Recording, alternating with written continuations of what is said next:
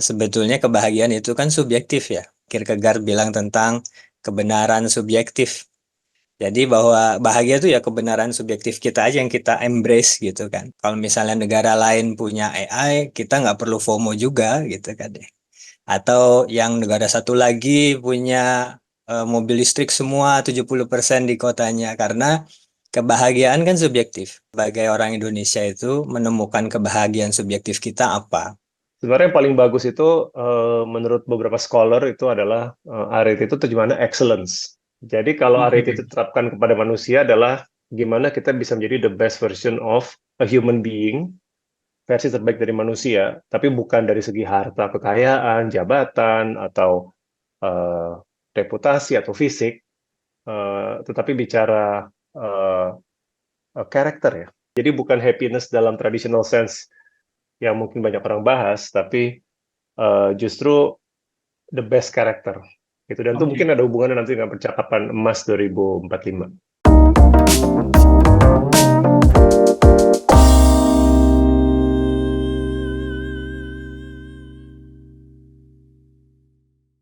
By the way, ini kita udah kedatangan dua pembicara kita nih saat ini. Udah ada Mas Faisal dan juga Mas Henry. Halo, Mas Faisal, Mas Henry. Mungkin mau tanya nih kesibukannya saat ini apa nih kalau buat Mas Faisal dan juga Mas Henry ini? Apa sih yang lagi dikerjain belakangan ini, Mas? Antar jemput anak gitu. Lagi ini dalam satu transisi di Youth Lab, ini rencana akan ada regenerasi lah gitu, pindah Oke. kantor juga, jadi risetnya mau diekspan juga. Lalu di sela-sela ya mencari waktu untuk menulis Ah, buku lagi nulis buku lagi dan mempersiapkan buku yang mau terbit juga. kalau Mas Henry gimana Mas saat ini kesibukannya? Lagi fokus ke apa? Si book tour ya, eh, karena buku The Kompas relatif baru keluar, jadi masih ke beberapa kota. Weekend ini aja saya ke Padang Ya. untuk keperluan tuh. Jadi kalau ada yang dari Padang, halo, semoga bisa bertemu hari Sabtu sore. Sisanya mirip ya sama Faisal ya. Ya. Saya juga lagi nulis buku berikutnya, mencoba produktif gitu. Gila ya, apa ini bisa dibilang 2022 udah apa nulis buku, 2023 nulis buku. Ini apa kreativitasnya tetap tumbuh ya Mas ya kayak gitu ya, tidak terlena dengan buku-buku yang sudah ada begitu. Bukan sih, cari nafkah aja. Nanti kalau nggak keluarga nggak makan. Sangat realistis sekali. Nah, ini adalah momen kedua di mana Mas Henry dan Mas Faisal juga bertemu di satu bukan panel ya, tapi satu sesi juga gitu. Dan judulnya kali ini adalah kebijaksanaan masa lalu untuk bekal masa depan gitu. Aku mau jadi pemantik di sini. Kebijaksanaan masa lalu untuk bekal masa depan gitu. Ini kan tema malam hari ini gitu. Nah, di buku masing-masing gitu, baik Mas Faisal maupun Mas Henry kan sama-sama berupaya untuk memantik kesadaran yang bersumber dari kebijaksanaan masa lalu. Mas Faisal banyak menceritakan tentang teori generasi gitu, lebih spesifik mengenalkan generasi V ya, sebuah istilah yang baru dikenal juga pada saat itu, dan di bukunya yang berjudul Generasi Kembali ke Akar. Kalau Mas Henry juga berproses dari filosofi Stoikisme Yunani di buku Filosofi Teras 2018, lalu filosofi Arete di buku The Compass di tahun 2023 gitu. Bisa ceritakan Mas Faisal dan Mas Henry mengenai pemikiran-pemikiran tersebut dan kaitannya dengan generasi sekarang itu kebutuhannya bagaimana, Mas? Filosofi teras itu memang saya mengambil spesifik satu aliran ya. Jadi saya memang meng-highlight satu aliran, Stoikisme. Hmm. Kita harus apresiasi memang kebudayaan Yunan itu memang tua gitu, lebih tua Ya, dari kita. Kalau saya harus summarize, itu sebenarnya menarik bagi saya karena mengingatkan kita untuk kembali ke rasionalitas gitu, kembali ya, ke nalar. Karena kita berada di era yang sebenarnya kurang bersahabat dengan nalar. Maksud saya apa? Maksud saya begini, betul kita punya segala kemajuan sains dan teknologi, itu tidak bisa dipungkiri, tetapi pada saat yang sama juga perkembangan media ya, itu malah mengkapitalisasi emosi gitu kan dari rasionalitas gitu. yes, Algoritma pemberitaan itu atau media sosial itu sangat feeding of emotion gitu. Orang terpantik dengan cepat, orang senang sensasi gitu. dan tidak mau memberikan waktu yang cukup untuk berpikir dan mensintesa lah. Versi singkatnya aja dulu. Kemudian akhir tahun lalu menulis buku The Compass, itu saya pindah. Dia bukan aliran, tapi dia konsep. Namanya arete. Arete itu bahasa Yunani, diterjemahkan menjadi, kalau dalam bahasa Inggris menjadi virtue. Nah, itu terjemahan yang sebenarnya kurang oke gitu. Soalnya virtue, virtue itu aja diterjemahin ke bahasa Indonesia, kadang-kadang jadi kebajikan kalau di Google Translate. Kalau resminya itu keutamaan. Sebuah kata yang juga masih terasa asing. Oke. Sebenarnya yang paling bagus itu menurut beberapa scholar itu adalah arete itu terjemahannya excellence, the best version of something. Gampangnya gitu, gitu. Jadi kalau arete itu Oke. diterapkan kepada manusia adalah gimana kita bisa menjadi the best version of a human being, versi terbaik dari manusia, tapi bukan dari segi harta, kekayaan, jabatan, atau eh, reputasi atau fisik, tetapi bicara eh, karakter ya, gitu. Oke. Karakter. Iya. Dan menurut mereka itu end goal-nya. Jadi bukan happiness dalam traditional sense yang mungkin banyak orang bahas, tapi justru the best character. Gitu. Dan itu Oke. mungkin ada hubungannya nanti dengan percakapan emas 2045. Oke. Kira-kira itu dulu, in short. Thank you, Mas Henry. Kalau Mas Faisal, Mas? Ya, kalau saya tadi menjawab dulu pertanyaan Bian di tentang kutipan dari buku saya KPI kebahagiaan gitu kan. Jadi itu diambil dari pidatonya Bung Hatta dalam beberapa kesempatan sebetulnya tentang ekonomi, tentang kepemudaan, bahwa capaian utama dari kemerdekaan itu aktualisasinya adalah Indonesia bahagia gitu. Indonesia Raya, stanza 3 itu ada kalimat Indonesia bahagia. Jadi kalau capaian Indonesia emas adalah Indonesia bahagia, maka sebetulnya kebahagiaan itu kan subjektif ya. Kierkegaard bilang tentang kebenaran subjektif. Jadi bahwa bahagia itu ya kebenaran subjektif kita aja yang kita embrace gitu kan. Kalau misalnya negara lain punya AI, kita nggak perlu FOMO juga gitu kan deh. Atau yang negara satu lagi punya mobil listrik semua 70% di kotanya, karena kebahagiaan kan subjektif. Sekarang kembali ke kita sebagai orang Indonesia itu menemukan kebahagiaan subjektif kita apa. Oke. Dan itu hanya bisa ditemukan lewat kebijaksanaan masa lalu. Kalau saya sederhananya saya tuh bahagia kalau bisa makan ketoprak enak terus ada kerupuknya crunchy gitu kan. Subjektif aja gitu. Itu Ya. nggak ada yang bisa ngalahin ketoprak kalau bagi saya kebahagiaan subjektifnya. Jadi sama berlaku untuk individu, berlaku juga untuk masyarakat dan pemerintah gitu. Kebahagiaan itu sifatnya subjektif. Nah, perkara sekarang, tadi saya setuju dengan Mas Henry, semua Ya. melihatnya dari saat ini ke masa depan. Dari teknologi, tantangan, politik, apa namanya, luar angkasa sekarang gitu kan. Dan juga climate change gitu. Jadi lupa untuk bisa menemukan kebahagiaan subjektif kita tuh apa gitu kan ya. Dan Ya. itu yang menjadi sebetulnya paling penting untuk bisa ditemukan dulu sehingga kebijakan kita tidak FOMO ya. Jadi FOMO mungkin dari sekedar "Oh, ada sneaker baru FOMO ya. Tapi ternyata pengambil kebijakan bisa FOMO juga. Ya. Jadi ngambil-ngambil nyuplik kebijakan negara lain karena FOMO. Kita ketinggalan gitu. Nah, dulu founding fathers nggak pernah FOMO sama kebijakan negara lain. Mereka sangat orisinil karena ngebaca karakter dari bangsanya sendiri. Itu mungkin ya pengantarnya ya. Oke, ini jadi apa? Makin unik ya gitu. Soalnya buatku ini kan kayak bertentangan konsepnya adalah dengan misi yang mungkin biasa kita dapati selama ini tentang itu kan lebih ke downside of having so many exposure gitu. Sosial media membuat kita sangat banyak ke-expose dengan kehidupan orang lain salah satunya gitu. Nah, habis itu Mas Faisal juga tadi bilang untuk jangan FOMO, soalnya kita mesti kenal dengan identitas bangsa kita gitu, supaya kita jadinya nggak mesti selalu pengen ikutan jadi kayak negara lain kayak gitu. Nah, aku juga habis kenalan nih Mas dan Mas Muhammad Faisal dan juga Mas Henry gitu. Ada sebuah frasa yang aku dapati di waktu itu di media Indonesia, Kompas juga sempat nulis waktu itu.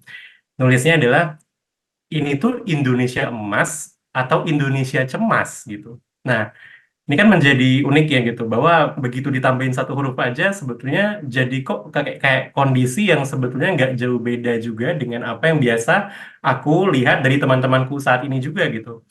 Nah, ada diksi baru jadinya, Indonesia cemas gitu, atau yaitu namanya anxiety gitu. Jadi di galangan anak muda saat ini ada kecemasan akan boro-boro deh memandang Indonesia emas 2045.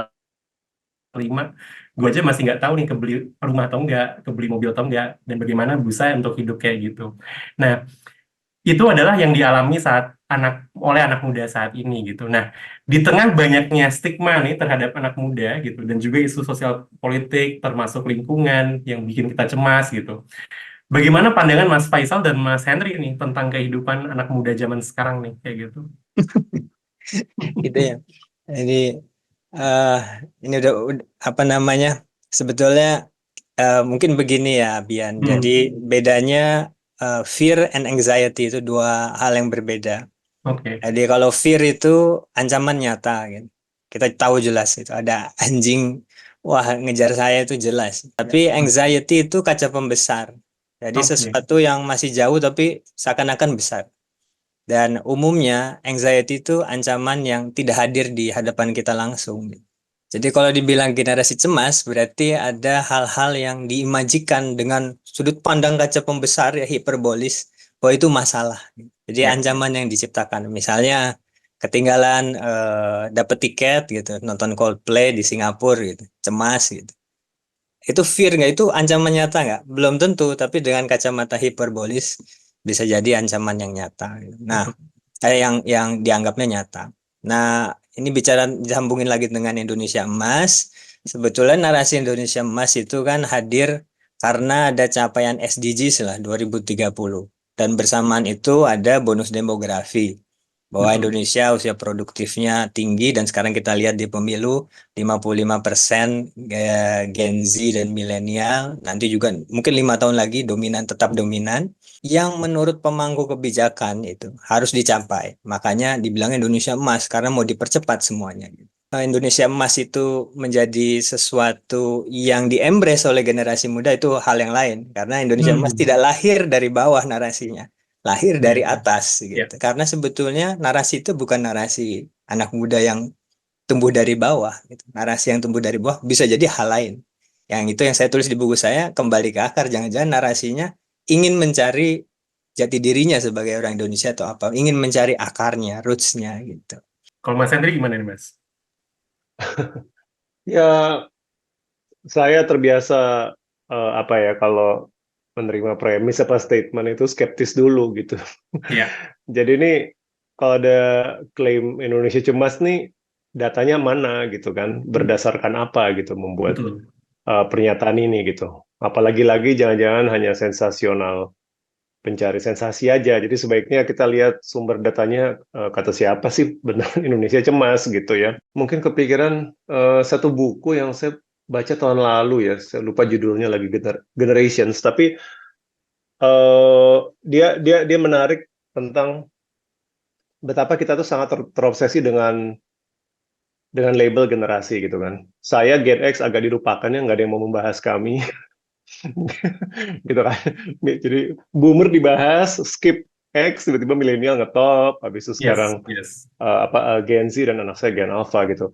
Dan menarik penulis buku itu, dia bilang orang tuh mix up antara life stage sama cohort. Dan itu kacau balau gitu. Jadinya kata dia menarik bahwa sebenarnya sifat-sifat yang diatribusikan ke milenial pada saat milenial masih ngetop, itu nggak ada bedanya dengan yang ditunjukkan Gen X di usia yang sama. Yes. Setiap generasi di usia 13, 14, 15 ada anxiety berteman, group acceptance, itu nggak ada bedanya gitu. Ya Ya. kan? Nanti pada saat usia 20-an mulai anxious tadi ya, gue dapat kerjaan atau enggak dan lain-lain, itu di Betul. setiap generasi ada. Boomer pun juga begitu mungkin. Gitu. Yes. Nanti gen alpha pun juga begitu, anak saya juga begitu gitu. Nah, jadi harusnya tuh yang diperhatikan bukan hal yang sifatnya life stage tapi cohort. Nah, cohort ini menarik karena melekat pada angkatan spesifik. Kami Gen X mungkin ya yang besar di Orde Baru Ya. itu kemungkinan punya certain point of view yang berbeda dari milenial, apalagi Gen Z yang besar langsung post reformasi gitu.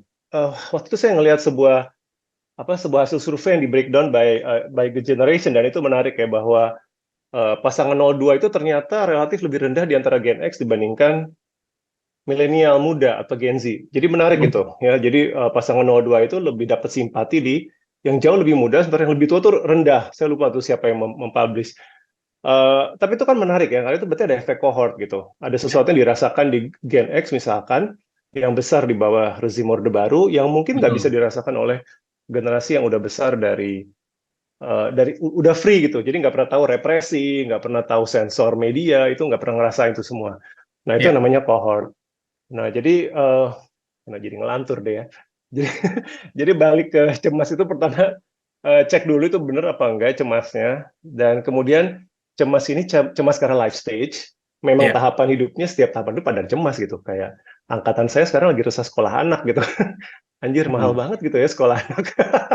Gitu. Tapi itu Ya, dirasakan oleh generasi orang tua yang punya anak kecil misalkan. betul, betul. Nah itu life stage atau cohort. Nah, saya pikir mungkin kalau generasi baru, worry-nya mungkin climate change mungkin. Ya, mereka baru menyadari mereka mewarisi Ya, bumi yang sangat messed up gitu. Gue sih mau nyalahin boomer ya. It's not our fault. Gitu.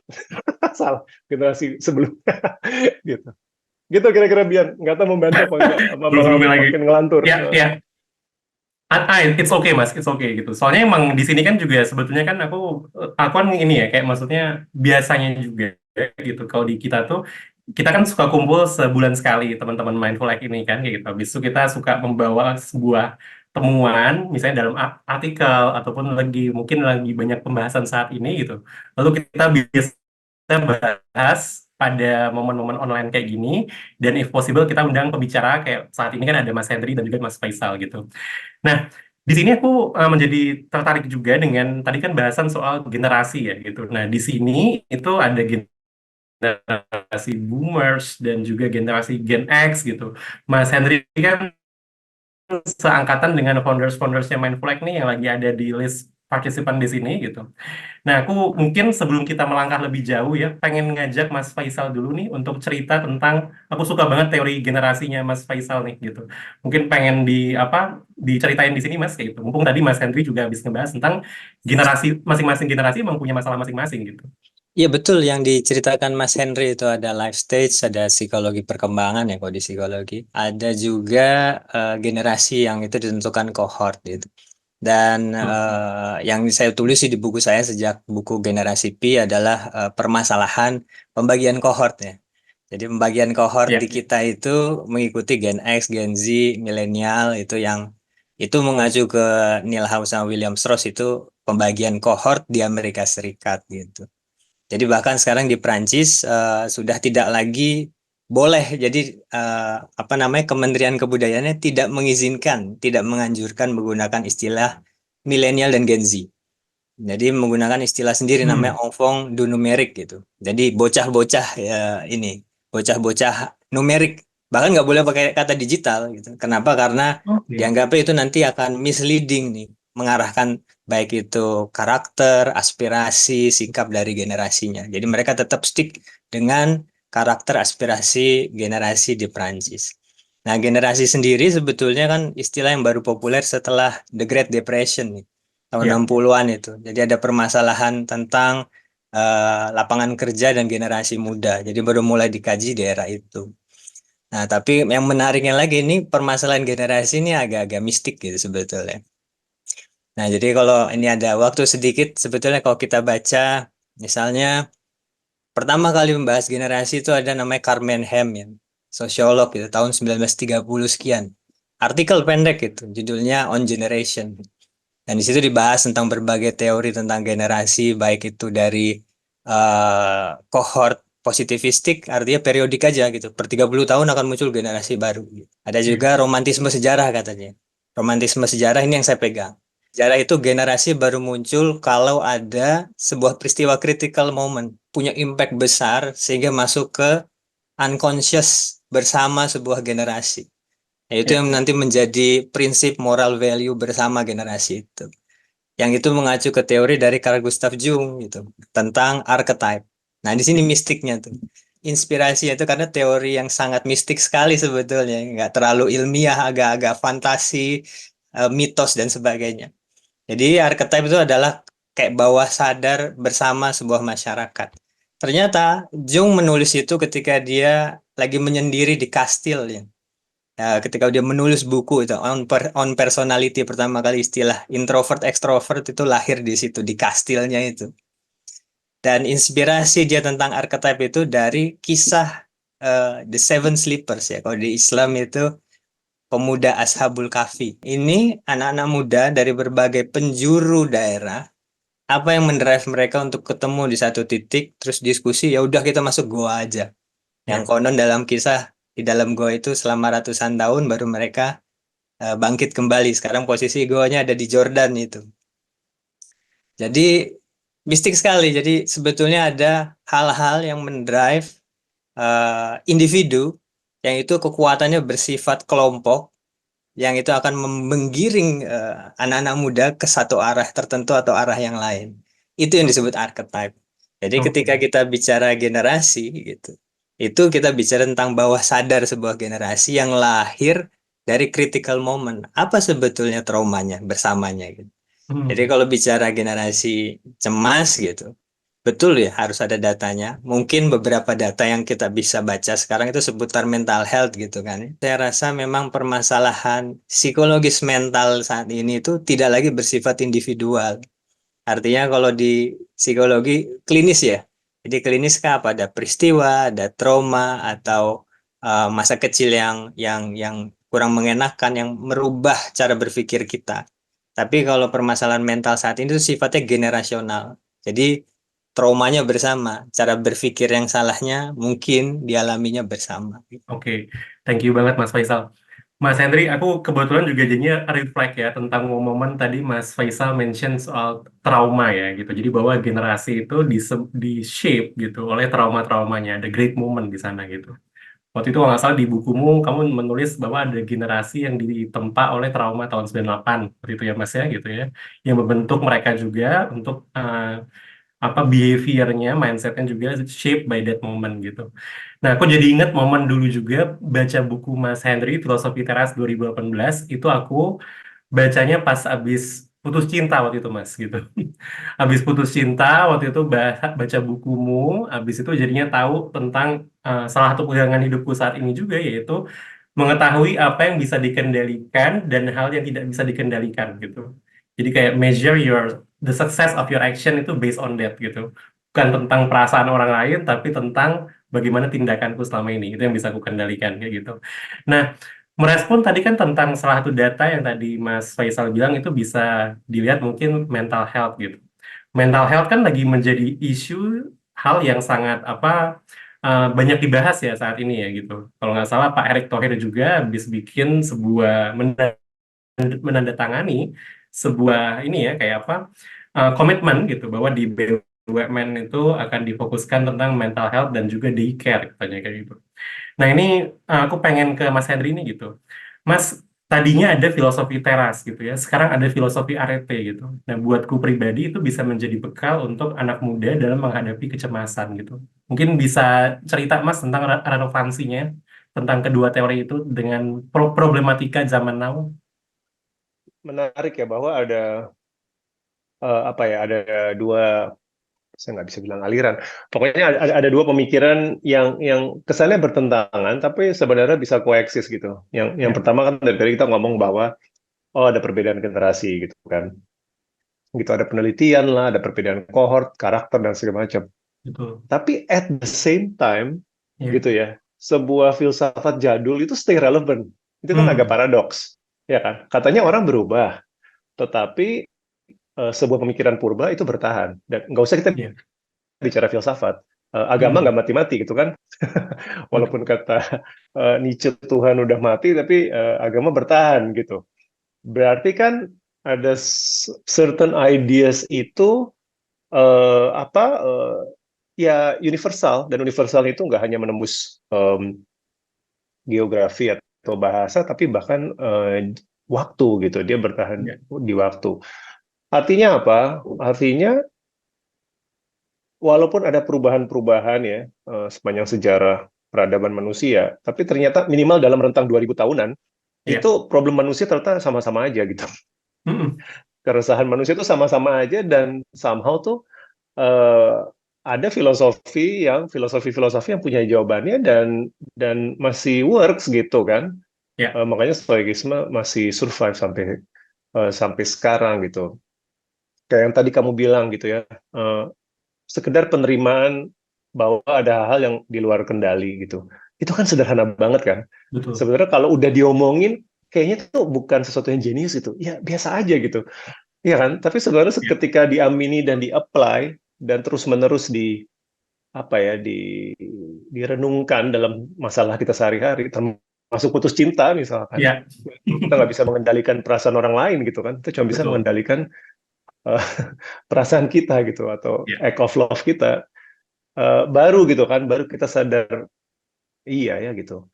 Kita buang-buang tenaga dan energi kalau terlalu terobsesi dengan hal yang luar kendali.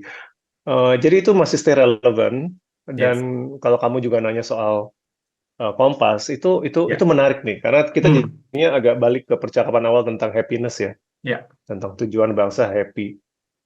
Jadi sesuatu yang saya menarik pas saya mempelajari riset literatur untuk buku The Compass itu adalah konsep kebahagiaan yang ternyata berbeda dengan apa yang selama ini saya mengerti gitu. Bahagia itu eudaimonia, ya, terdiri dari dua akar kata. Eu dalam bahasa Yunani itu artinya baik, gitu oke, ya. Awalan eu artinya baik, daimonia atau daimon itu spirit, hmm, gitu. Jadi kata mereka bahagia itu jiwa yang baik, atau gampangnya karakter yang berkualitas. Jadi bahagia itu bukan perasaan. hmm, Lucu ya. Kita kan lucu, selama ini bilang bahagia itu saya rasa dong. Dan ya, benar kata Faisal tadi, subjektif banget gitu. Ya betul, kan? Kita bisa nanya sama orang, kamu lagi merasa bahagia nggak saat ini? Ya nggak? ya, Enggak, saya nggak happy, saya baru diputusin, atau saya happy, saya baru dapat duit banyak gitu. Nah, jadi happiness itu sangat subjektif gitu, dan itu yes, yang kita pahami. Tapi itu dia sumber masalahnya gitu. Menurut Greek filosofi ya, menurut ya, filsafat Yunani. Karena sesuatu yang sifatnya subjektif berarti dia pertama dia naik turun, pasti ya, dia nggak sustainable, dan yang kedua pemenuhannya itu bisa membawa kita ke hal-hal yang sebenarnya buruk. Beberapa orang itu nyari happy-nya itu dengan makanan manis, junk food, betul, merokok, alkohol, apa seks berlebihan, apapun itu ya. Pursuit of happiness-nya itu bisa jadi buruk gitu. There's a better alternative gitu. Dan itu yang mereka bilang eudaimonia itu mendingan kamu perbaiki karakter gitu. ya, Berdasarkan 4 dimensi yang disebut the cardinal virtues itu, atau ya, cardinal excellence. ya, Jadi gampangnya begini, what is an excellent human being sih? Itu kan hmm, kata yang sangat broad kan. yes, Kalau kalau saya bilang apa sih mahasiswa yang berprestasi? Itu kan indikatornya apa yang paling gampang? Apa coba? GPA, Ya, GPA atau IPK kan? ya, Ya kan? betul, Mahasiswa berprestasi dilihat dari satu indikator namanya IPK. ya, Nah, begitu juga excellent human being itu ada 4 yang paling utama, bukan satu-satunya. betul, Gitu. Jadi karakter itu ada 4 dimensinya. Wisdom, jadi bagaimana dia bernalar dan berpikir. Yang kedua betul, courage, ya keberanian. Bagaimana dia punya keberanian untuk melakukan tindakan yang benar. ya, Karena percuma nih si wisdom kalau tahu apa yang benar tapi nggak dilakuin karena betul, takut, ini kan tumpul. Nah yang ketiga ada kata yang terdaftar di KBBI tapi nggak pernah dipakai, hmm, keugaharian atau ugahari. Pasti kamu nggak pernah dengar, Bian. Belum pernah kan? Itu ada di KBBI. oke, Ugahari. Kata Inggrisnya sifatnya apa Mas Ivan? ugahari. Hah? Inggrisnya apa? Mungkin Inggris kan lebih suka dengar. Bahasa Inggrisnya lebih simple. Moderation apa temperance. Oke, Gitu. Ya. Jadi itu dari, kata yang bagus sekali gitu. Dan sayangnya terjemahannya sederhana kalau di KBBI. ya, Sederhana atau tengah. Padahal kita tahu itu maknanya lebih dalam, itu self-control. ya, Dan yang keempat itu justice, keadilan. Seseorang bersikap adil. Dan adil itu jangan diartikan yang besar-besar. oke, Adil itu sesederhana menghormati hak orang lain. Ini definisi hmm, Aristotle ya. Definisi Aristotle itu adil sesederhana itu. Ada hak ya, orang lain yang jangan kamu ambil. ya, Artinya, naik motor, berhentilah di lampu merah. Lampu merah jangan hmm, diterabas. Itu sudah keadilan. yes, Gitu ya. Memperlakukan asisten rumah tangga atau penjaga minimarket dengan sopan, itu ya, sudah bentuk keadilan. Jadi keadilan itu sederhana. Gitu. Nah, kata mereka, kejarlah keempat itu maka itu sudah equal dengan happiness tanpa harus subjective feeling. Ngerti nggak? Oke. Gitu. Jadi Ya. seseorang yang strive to be wise, selalu berusaha menjadi berani dengan berani yang benar, Ya. selalu ugah hari, menahan passionnya dia, dan terakhir dia menghormati hak orang lain. Kalau kamu terus pursue itu, that's enough gitu. Yes. That's enough. Kamu nggak harus kaya, nggak harus sehat, kamu nggak harus six pack gitu. Tapi you have a good character dan itu udah cukup kata mereka. Iya, iya. Jadi cara mendapatkan kebahagiaan adalah dengan melakukan kebaikan tadi ya, Mas, kayak gitu ya. Yang Iya, dimana ada saya 4 pilar tadi. saya pakai analogi lain gini deh. Ya. Antara sehat sama berat badan ideal. Banyak orang mengejar berat badan ideal, betul nggak? Betul. Ya kan? Saya pengen langsing gitu, terobsesi Ya, dengan langsing sehingga memakai diet yang aneh-aneh, betul kan? betul. Gitu. Padahal lebih baik dia mengejar sehat dulu. Ya. Nanti berat badan idealnya menjadi konsekuensi karena mengejar berat ideal bisa dengan cara-cara yang nggak sehat. Iya. Nah, itu yang mereka mau sampaikan tuh begitu juga. Wow, oke. Makin ini ya, makin apa, mungkin makin mind blowing soalnya memang ini kan kadang nggak sesuai dengan apa yang biasa kita dapat ya. Tapi kalau sebenarnya ngomongin soal hukum tabur tuai, yaitu adalah tentang hal tadi, slide-nya tadi sehat dan juga berat badan tadi gitu. Tadi saat Mas Henry membahas soal agama tadi ya gitu ya, kan ada tentang generasi itu, em, ya itu sudah, peradaban sudah lama adanya gitu. Dan juga filosofi Stoa masih relevan walaupun zaman udah ganti-ganti gitu ya. Nah, dan waktu itu kamu sempat sebut bahwa yang kejadian saat ini adalah pengulangan daripada siklus kebiasaan yang udah ada sejak lama gitu. Mungkin mau cerita soal itu, Mas Faisal? Ya, itu bicara tentang tadi archetype ya. Jadi Ya. kalau archetype itu karakter generasi sebetulnya tidak pernah ada yang baru, tadi yang sedikit dibahas Mas Henry dengan life stages gitu kan, atau usia psikologis. Jadi kalau dalam kajian generasi juga sama sebetulnya. Neil Howe dan William Strauss itu juga bahas bahwa ada 4 tipologi yang mereka buat mengacu ke archetype Jung gitu. Jadi yang bisa kita lihat kalau kita mau menjadi ahli nujum, melihat karakter generasi, bacalah critical moment-nya, bacalah friksi sosial dan politik yang tengah terjadi. Contoh sederhana yang kajian lagi saya lakukan juga misalnya critical moment COVID-19 gitu. Jadi membuat anak-anak muda semua harus di rumah, harus terpaksa ketemu orang tua tiap hari belajar online gitu. Itu mengubah banyak archetype. Jadi kan saya ambil titik mula generasi neo alpha tuh COVID. Contoh sekarang mereka tidak terlalu gandrung sebetulnya dengan content creation gitu. Ada berapa account ya, personal accountnya yang kalau diposting yang account publiknya itu pasti satu aja postingnya gitu. Lalu kalau ditanya mau kerja apa, dari usia SMP sekarang cenderung sudah tahu. Ada yang mau jadi taruna dan pilihan karirnya jauh lebih realistis dibandingkan sebelum COVID. Sebelum COVID tuh liar-liar tuh, startup inilah bikin ini, wah gitu. Nggak ada yang mau kerja established. Kalau sekarang ditanya rata-rata dia mau kerja jadi PNS, mau jadi tentara, jadi polisi, sangat jelas. Jadi kalau bicara tadi antara critical moment, terus archetype pertanyaan Bian adalah pengulangan. Ya. Pengulangan itu adalah hasil dari peristiwa. Jadi kalau saya membaca peristiwa dulu, era Founding Fathers, peristiwanya apa? Era fase kedua revolusi industri. Fase keduanya itu dari mulai pabrik ke era transportasi. Ya. Jadi ada rel kereta kan ya. Kalau dulu cerita tentang Serikat Dagang Islam itu ada di jalur kereta. Ya. Nah, kalau sekarang revolusi 4.0 udah masuk ke fase transportasi, mobil listrik kan. Yes, betul. Lalu kalau dulu revolusi informasi, ada media cetak tuh di era Bung Karno. Makanya semua pemuda pada nulis artikel. Sekarang era sosial media. Ya. Lalu tahun 1917 ada Spanish flu, pandemi 3 tahun sama. Semua suruh pakai masker dan sebagainya. Ya. Sekarang terjadi apa? COVID-19. Jadi critical momennya hampir sama. Ya. Harusnya akan melahirkan karakter generasi yang hampir sama. Ya tentunya harus dicari nih. Ya Soekarno baru, Tan Malaka baru itu di mana? Tapi saya sangat yakin itu akan muncul pada suatu saat. Jadi emang apa mentalitinya sama gitu ya, tapi toolsnya aja yang beda-beda ya. Kayak tadi menulisnya beda, kali ini di sosmed kayak gitu. Iya. Aku sampai speechless saking takjub. Oke, Mungkin ini aja tergelitik tadi Mas Faisal dan Mas Henry. Mas Henry sama aku mungkin kita dari generasi X ya kan, orang tua dari generasi Z dan generasi Alpha. Mas Faisal tadi bicara juga tentang lagi nulis mau nulis tentang parenting nih ya Mas ya. Nah, di 2045 nanti ini yang generasi X itu mungkin umurnya udah kepala 7 kali ya, kepala 6, kepala 7. Terus yang generasi milenial ya di bawahnya sedikit lah ya. Pertanyaannya nih Mas, kita kan kalau generasi X ini seringkali tergagap-gagap nih ngeliatin anak-anak generasi Z, ya kan?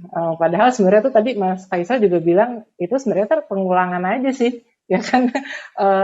Tergantung dari situasi dan zamannya. Nah, boleh dong Mas minta ini bude-bude founder kan generasi X juga nih. Ya, anak-anaknya generasi Z dan ada juga beberapa yang generasi Alpha.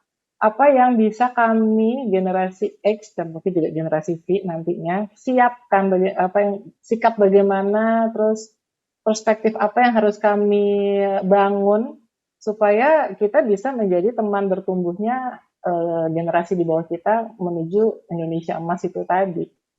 Oke. Monggo, Mas Faisal atau Mas Henry. Tentang peranan ya, pengen tahu juga aku. Ini suara ibu-ibu. Iya, ya, saya kan nggak cuma peranan anak muda ya, sebetulnya kan. Iya, betul. Karena kan bicara itu, tapi kan sebenarnya mereka kan juga bertumbuh gitu kan. Yes. Nah, bertumbuh dan kita nih, kalau tadi Mas Henry bilang kita generasi X kayak nggak dibahas gitu ya Mas ya. Yeah. Padahal kita punya peranan penting loh. Untuk milenial kita menjadi kakak-kakak atau menjadi om dan tantenya, dan untuk generasi Z kita menjadi orang tua. Kadang-kadang aku suka mikir orang-orang suka underestimate, punya stigma dalam tanda kutip terhadap generasi Z. Oh anak sekarang begini, anak sekarang zaman lo begitu. Padahal itu kan produknya generasi X juga gitu kan ya. Nah, tergelitik. Gimana Oke, nih Mas? Mbak Nata, mungkin pertama kenapa alasan saya menulis buku itu juga karena permasalahan parenting itu. Saya merasa ada kolonialisasi buku parenting di Indonesia itu. Jadi terutama setelah tahun 98 banyak sekali buku self help, buku motivasi dan buku parenting yang masuk. Dan itu didominasi aliran selatan lah, psikologi di Amerika yang lahir setelah era Rogers tahun 60-an. Jadi ada era parenting itu lahir di Amerika kalau kita baca sejarahnya secara kritis tapi ya. Itu setelah muncul the flower generation, ada ketakutan yang teramat sangat terhadap bagaimana anak-anak muda Amerika itu akan tumbuh besar jadi apa, karena mereka udah nggak dengerin lagi orang tuanya. Jadi orang tuanya flower generation itu yang lahir di Woodstock, yang nonton Woodstock semua itu orang tuanya tuh yang sangat taat, yang sangat nasionalis, sangat tertata dan berprestasi lah kira-kira begitu. Lalu psikologi berusaha menjawab berbagai permasalahan itu. Nah, jadi pada akhirnya saya menulis buku dan berusaha mewawancara berbagai generasi gitu kan. Ada yang generasi sejarawan itu yang sekarang sudah sepuh sekali, saya tanya dibesarkannya bagaimana, diajarinnya apa, dimarahinnya kapan gitu kan dan sebagainya. Saya yakin sekali tidak ada satu rumus tunggal untuk parenting. Tapi sekarang yang menjadi acuan utama menurut saya adalah tetap generasi. Karena tantangan terbesar anak muda sekarang itu generasinya sendiri sebetulnya. Nah, kalau kita membaca apa yang dimaksud gap generasi, gap ya, itu perlu membaca buku yang Margaret Mead, itu yang pertama ngeluarin istilah itu. Sama, dia mengkajinya flower generation. Dan dulu dia mengkaji di Indonesia juga, di Indonesia Timur tuh. Bahwa anak-anak muda di suku pedalaman itu, mereka semua prefiguratif. Prefiguratif apa? Ingin seperti ayahnya. Jadi kalau ditanya, kamu pengen kayak siapa? Kayak ayah saya gitu.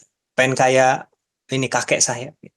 Jadi acuannya secara vertikal ke leluhurnya atau orang tuanya. Nah, di era flower generation sama seperti sekarang, kofiguratif. Dengerinnya teman aja. Kau pengen kayak siapa tuh? Kayak teman saya yang itu tuh. Jadi nggak lagi ngedengerin orang tua gitu. Nggak menjadiin aspirasi orang tua, apa yang sudah dicapai orang tua sebagai sebuah titik tolak untuk menjalani hidup. Itu yang membuat orang tua pada pada gelisah gitu kan, kenapa sih nggak mau ngacu ke kita tuh. Hmm. Dan ada permasalahan lain, orang tua sekarang menjadi post figuratif, kalau kata Margaret Mead. Jadi orang tuanya sekarang yang jadi ngikut anak, bajunya jadi mirip, handphonenya sama, olahraganya sama, musiknya jadi sama juga. Jadi orang tuanya jadi kehilangan disosiatif terhadap karakter diri dia yang sesungguhnya gitu. Nah, kalau saya dalam beberapa kesimpulan buku yang saya tulis adalah ya kembali orang tua harus firm dengan jati dirinya, karena menjadi orang tua juga sama dengan menjadi anak, ya menemukan jati diri. Jadi ketika kita jadi orang tua muda kayak saya sedang mencari jati diri saya sebagai orang tua muda. Saya tuh orang tua muda seperti apa? Dan saya harus menjadi orang yang otentik, terbuka ke anak saya tentang diri saya sebagai seorang ayah gitu. Dengan kelebihan, kekurangan, kecemasan, ketakutan saya gitu kan. Dan juga pikiran saya yang saya setuju dan tidak setuju. Dan yang paling penting untuk kita di Indonesia ini terutama ya adalah keterbukaan dan komunikasi. Karena kalau mengacu ke bukunya Mas Ihsan, ke lagunya Mas Ihsan Scooter tuh, judulnya Bapak ya. Itu ada liriknya tuh saya terharu banget. Pertama dengar lagu itu menangis ya. Karena situ cerita tentang ayahnya yang selalu memikirkannya tapi tidak pernah mengatakan bahwa dia sayang, nggak pernah memeluk. Karena itu rata-rata orang tua di era Gen X seperti itu, ayah ya. Nggak pernah ngungkapin gitu. Jadi ya asal tahu aja bahwa aku peduli sama kamu, aku sayang sama kamu. Nah, mungkin di era sekarang orang tua lebih bisa diterima untuk bisa mengungkapkan dia sayang, dia peduli, dia perhatian. Karena itu yang nanti akan menjadi bonding utama antara orang tua dengan anak sih. Itu beberapa hal yang saya tulis dan saya rasa itu jawaban saya. Mas Henry gimana Mas? Ya udah, tapi ini saya harus buka dengan disclaimer ya. Saya tidak pernah merasa diri saya pakar parenting, gitu ya. Saya nggak pernah nulis buku parenting, jadi obviously biar Mas Faisal di sini yang lebih kredibel. Jadi nomor opini pribadi, take it with a grain of salt, jangan terlalu dipercaya. Dan saya mau menjawab dengan anekdot aja ya. Yes. Anekdot aja gitu. Yang pertama, fenomena yang kena secara saya pribadi, yaitu anak muda beli buku bajakan. Gitu ya. Buku bajakan itu marak gitu. Ya, beli PDF, beli kopian gitu. Dan yang menarik fenomena itu adalah bagi saya tuh banyak yang kayaknya tuh genuinely nggak merasa bersalah gitu. Gitu. Jadi oh ya udah gitu, kalau bukunya tersedia PDF dijual murah gitu ya, ya udah gitu, itu sah-sah aja.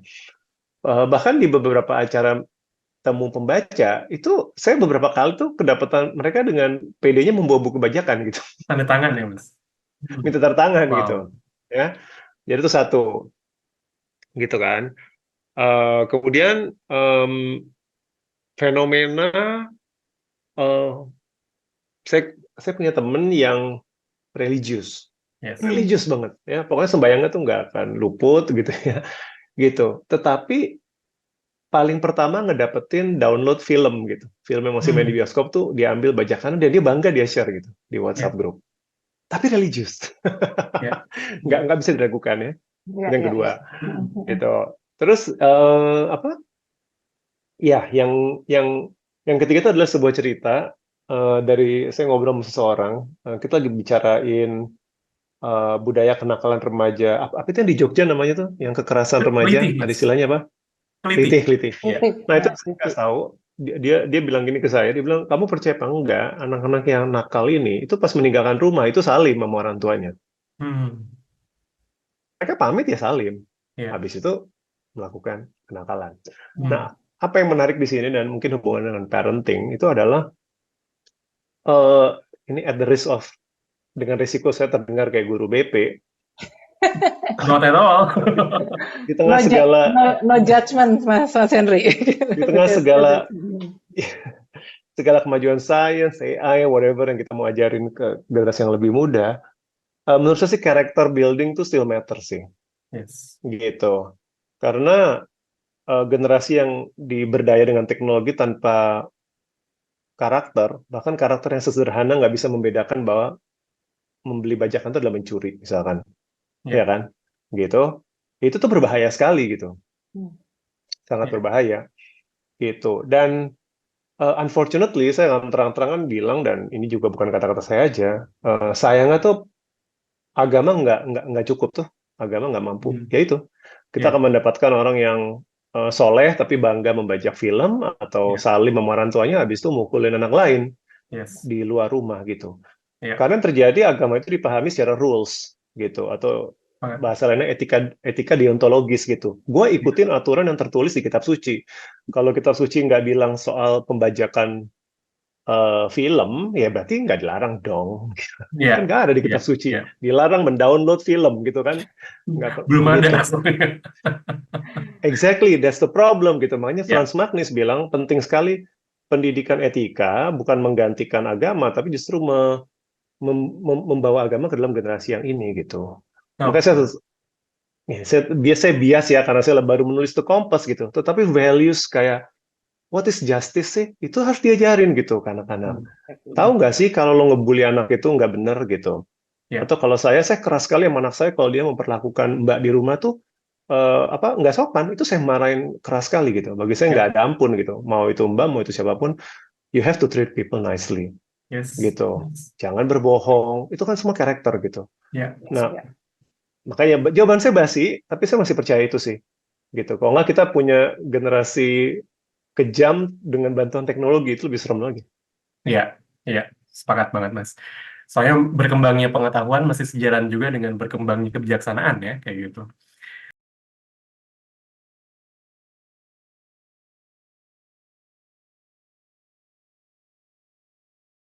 Terima kasih banyak kesempatannya. Sebenarnya saya agak malu tapi nggak apa-apa. Jadi ini sangat forum yang sangat luar biasa dengan pembicara yang sangat luar biasa.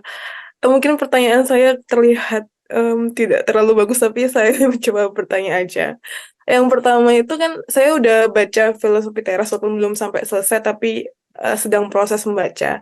Dan di situ sebenarnya menjawab pertanyaan beberapa masalah di keluarga saya yang suka overthinking gitu ya, apalagi orang tua. Generasi tua itu sangat-sangat suka berpikir terlalu ke depan, terkadang seperti itu. Tapi kadang saya masih bingung bagaimana cara menyampaikan dengan bahasa mereka. Kadang saya paham tentang isi buku itu, tapi cara menyampaikan untuk bahasa yang tepat untuk orang tua sehingga orang tua itu benar-benar paham, tidak hanya sekedar mendengarkan, itu kadang bagaimana masih belum bisa gitu. Terus poin yang sangat menarik tentang sebuah kebahagiaan yang ternyata itu memang benar adanya subjektivitas. Jadi kayak kita bahagia dengan tanda kutip menurut apa yang kita bahagia.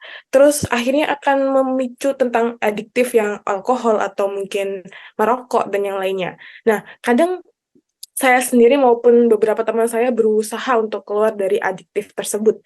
Tapi kadang suka balik lagi, walaupun kadang berusaha keras nih.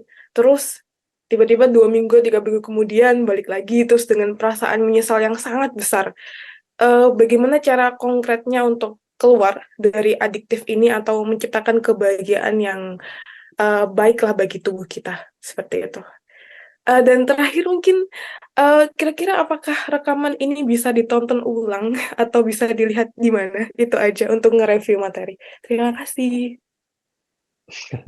Kak, saya sih merasa pertama justru foundation dari ngomong sama orang tua gitu ya, apalagi kalau ada berbeda pendapat, itu mulai dulu justru bukan gimana cara saya membuat mereka setuju sama saya gitu. Saya pikir itu malah kebalik. Justru yang pertama, coba kita empati sama compassion dari sudut pandang mereka. Karena saya rasa 90% maksudnya mereka tuh baik untuk kamu gitu. Ya kan? Saya yakin itu. Perbedaan pendapat itu padahal dengan intention yang sama gitu. Dan mereka tuh care tentang kamu, mereka pengen kamu baik, cuma cara means-nya itu mungkin kalian berbeda pendapat. Tapi kan ujung-ujungnya tuh dia ada concern yang soal kebaikan kamu gitu. Misalkan ya saya pakai contoh itu ya. Soal oh kamu pekerjaannya bagaimana nanti, kamu bisa dapat nafkah, kamu dapat stabilitas dan lain-lain. Jadi berkomunikasilah dengan memahami intensinya mereka dulu kalau menurut saya. Gitu. Karena biasanya mereka baik. Nah, ketika mereka bilang, iya, ini saya pakai contoh karir misalkan. Iya, kamu mendingan karir tertentu aja karena supaya kamu lebih terjamin. Nah, berarti kan ketahuan intinya itu bukan karir, pilihan karir, tapi keterjaminan pendapatan misalkan kan. Nah, maka masuknya dari situ. Kamu mau itu, yakinkanlah dia bahwa pilihan kamu itu tidak sebenarnya tetap menuju tujuan yang sama gitu. Kalau memang bisa ya gitu. Oh, jangan khawatir Pak, Mah gitu. Kasih reasoning gitu. Misalkan bekerja di bidang ini juga menjamin kok, bekerja di sini juga ini. Kan itu yang dicari gitu.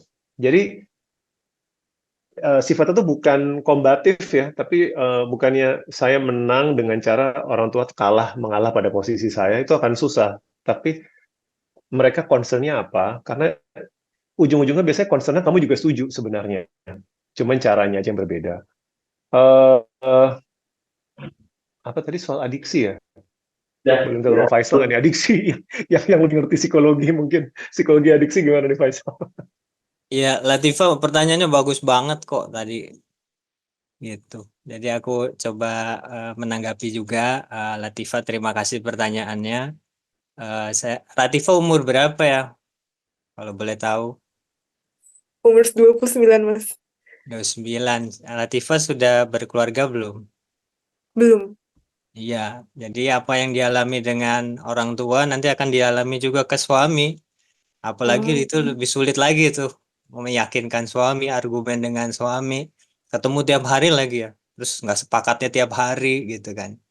Saya ingat tuh Bian pernah ke rumah menanyakan hal yang sama ke saya. Jadi mungkin pertama tadi Latifa, kalau saya ini mungkin tidak secara ilmiah ya. Tapi ada sesuatu yang saya pelajari karena saya penggiat tasawuf ya. Saya ikut tarekat gitu. Di Islam tuh ada tasawuf ya, para sufi itu. Kalau ketemu dengan mursyid gitu, ke guru saya, itu bincangnya sedikit, ngomongnya sedikit sekali. Ya apa kabar, baik ya. Ini gimana gitu. Kamu udah, karena pertemuan antara aku dan mursyidku itu perbincangan, bukan ucapan kata-kata dan suara yang keluar dari kerongkongan, tapi pertemuan, pertukaran informasi dari hati ke hati. Maka ada istilah dari from heart to heart gitu. Kalau bicara ke orang tua, itu bicara dari hati ke hati, bukan adu argumen dan debat. Sama nanti dengan pasangan hidup, itu bicaranya dari hati ke hati. Mungkin nggak keucap, tapi sampai informasinya. Kira-kira itu, tapi ini belum dibuktikan oleh sains, walaupun dipraktekkan di dunia tasawuf. Ya. Nah, kalau permasalahan adiksi, jadi sekarang itu baru keluar beberapa data kan ya, bahwa adiksi, dan saya juga mengkaji beberapa kali saya turun ke lapangan etnografi, memang adiksi vape gitu kan, tabako sekarang lagi tinggi-tingginya di anak muda tuh. Nah, kalau dari sisi ilmu behavioris ini berarti ada asosiasi yang salah gitu. Asosiasi antara reward dan punishment tuh. Jadi saya mengasosiasikan rokok dengan sebuah reward lain, misalnya reward sosial gitu. Jadi ini menyenangkan dan ini membuat status saya seperti apa gitu. Itu penjelasan behaviorisnya. Jadi asosiasinya harus dirubah nih. Asosiasi saya dengan misal makanan gula, gula membuat saya senang. Jadi asosiasi itu harus diputus. Tapi ada riset yang lebih baru lagi, yang lebih advance nih, neuroscience ya. Ini tentang frekuensi dan vibrasi tubuh. Jadi terlalu banyak kita itu terpapar ya, frekuensi vibrasi dari lingkungan yang kurang baik. Ya ini dengan laptop ya, dengan handphone dan sebagainya, sehingga kita jadi tidak harmoni dengan diri kita sendiri, tidak peka dengan dorongan-dorongan diri kita sendiri. Misalnya kita nggak tahu bahwa kita sebetulnya tuh lagi sedih. Kalau lagi sedih tuh sebetulnya kita harus berpikir. Tapi karena kita tidak peka, kita sedih terus langsung buka kulkas gitu misalnya. Karena kita tidak sadar, tidak cermat terhadap impuls-impuls diri kita sendiri. Saya malam ini susah tidur. Kenapa ya? Udah saya keluar, saya ngerokok gitu. Karena kita tidak cermat, sebetulnya saya tidak bisa tidur karena saya lagi ada satu pikiran. Yang pikirannya harus saya tutup dulu, saya teruskan besok gitu. Jadi jawabannya itu kalau di secara singkat ya, Latifa. Jadi bisa ada asosiasi yang salah kalau dari behavioris. Kalau dari neuroscience itu karena kita kurang terlatih membaca impuls-impuls diri kita gitu, Latifa. Tapi pertanyaannya keren banget. Kamu bilang nggak keren, padahal keren ya, Mas Faisal ya, Mas Henry ya. Bagus, bagus. Berat. Bagus ya. Dan itu based on pengalaman, jadi sangat jujur kelihatannya juga gitu. Iya. Tadi ada mungkin benang merahnya adalah dari Mas Henry dan juga Mas Faisal dalam respon tadi komunikasi ke orang tua itu ada compassion ya, ada cinta, kasih dalam hal komunikasi ya gitu. Jadi Mas Faisal bilang hati ke hati gitu. Jadi mungkin memang dengan begitulah caranya gitu. Tujuannya mungkin orang tua sama baiknya, tapi beda dengan perspektifnya kita gitu. Tapi kan sebetulnya memang dia butuh untuk dikomunikasikan lebih baik mungkin tandanya gitu. Oke, masih ada yang pengen tanya teman-teman semua gitu. Maaf banget Mas Henry, Mas Faisal jadinya apa melebihi waktu yang dijanjikan gitu. Ya. Bi, boleh nambahin dikit ya Boleh, Mbak Tata. buat Latifah ya. Jadi tadi Mas Faisal juga udah sampaikan juga ya. Tadi kan bapaknya dua-duanya ini ibunya nih gitu. Ya, apa itu bisa juga dengan compassion itu dilatih dengan hidup berkesadaran lewat mindfulness tadi gitu. Karena ketika kita rajin berlatih ya, kita semakin terampil tuh rasa welas asih itu akan terbangun pada saat kita berlatih compassion melalui latihan mindfulness tadi, sehingga lama-lama terbangun kesadaran ya tadi, nggak langsung reaksioner tadi ya, jadi tahu langsung bisa menyadari oke, sebelum ngomong daripada kita reaktif terus jadi berantem sama orang tua, kita stop dulu ya kan, berjeda dulu sambil mikir apa nih yang bisa kita lakukan berikutnya, dan ketika compassion itu muncul ya itu nanti akan bisa lebih bijak lah kita menyikapinya gitu kali. Mungkin ini penutup juga, mungkin pengen minta Mas Faisal dan Mas Henry ini gitu. Wejangannya gitu. Aku suka tuh kata-katanya Mas Faisal tuh, salah satunya adalah bijak memilih adalah dengan tidak telat memilih ya, gitu ya, sama tidak impulsif kayak gitu. Baru memutuskan pilihan misalnya kayak paginya misalnya gitu. Nah ini di momen yang sedang kita hadapi saat ini gitu, ada apa pemilu dan hal-hal lain yang ada saat ini, AI dan lain-lain. Pengen dong wejangannya apa Mas Faisal dan Mas Henry sebagai penutup buat sesi webinar Mindful Act malam ini. Ya, ya udah ya, karena itu pertanyaannya berat banget. Saya spesifik karena kamu tadi mention tentang tahun politik ya. Yes. Ya udah pesan saya spesifik aja lah gitu. Saya bilang kalau bisa jangan golput, itu aja deh gitu. Saya tahu banyak sekali wacana ngajak golput karena keluar dari apatisme. Ya. Kenapa saya bilang jangan golput? Karena begini, saya sering sekali pakai analogi ini gitu. Saya bilang kalau saya nggak suka K-pop gitu ya, saya nggak suka K-pop, K-pop juga nggak ngurusin saya kan gitu. Ya kan? Saya nggak suka Ya. BTS misalkan, apa saya nggak suka NCT, ya bodo amat gitu kan, gitu. BTS sama NCT juga nggak peduli sama saya. Kita Ya. berdua sama-sama damai gitu hubungannya gitu kan. Nah tapi dengan politik Indonesia, kita nggak peduli sama politik Indonesia, politiknya ngerecokin kita, betul?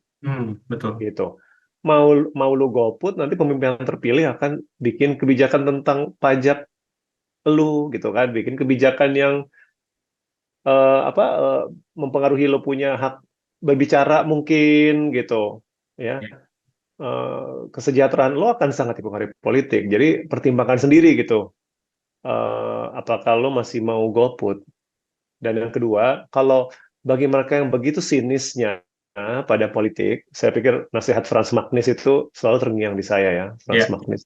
Dia bilang pemilu itu jangan untuk memilih yang terbaik. Percuma lo akan patah hati gitu, karena nggak ada yang terbaik gitu. Pemilih untuk mencegah yang terburuk berkuasa. Oke. Saya pikir itu ajakan yang bagus ya gitu. Lupakan yang terbaik, kalau bisa yang terburuk ini ya jangan sampai berkuasa. Udah tahu dia terburuk gitu kan, gitu. Nah itu siapa yang terburuk atau enggak kan diserahkan ke masing-masing karena udah dewasa. Oke. Udah itu aja dari saya. Thank you Mas Henry. Mas Faisal gimana Mas? Ya, jadi mungkin berarti Bian ini ya menyimak ada satu podcast yang saya belum lama saya bicara tentang itu. Jadi itu pembacaan saya tentang kemungkinan yang akan terjadi di pemilihan umum tahun ini, berkaca ke pemilihan umum di tahun 2016 ya, ketika Donald Trump terpilih dan orang menyesal kemudian. Itu terjadi karena pada malam harinya ada belasan biro survei itu memprediksi Hillary Clinton menang. Belasan ya. bukan cuman beberapa, belasan. Lalu besoknya Donald Trump menang.